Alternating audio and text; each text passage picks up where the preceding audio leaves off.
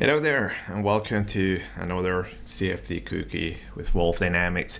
So this time we will address this case, okay? So we have a very long playlist on how to do visualization, qualitative, quantitative, non-general scientific visualization using Paraview. But what we're going to do now is to set up this case to run the simulation.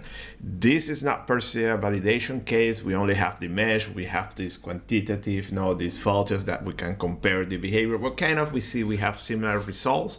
Also, probably you can get the weight of the aircraft and then compute forces and get something similar. But the idea is not to validate, it's just to set up the case.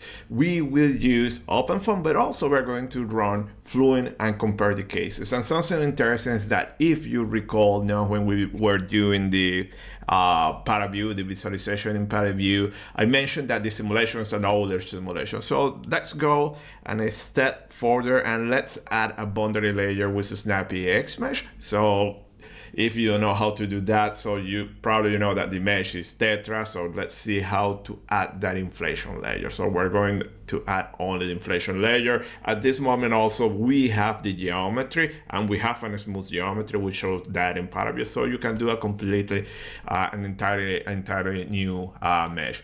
So basically we're going to see how to set up boundary conditions, how to set up the numerics and the physics, everything in OpenFOAM.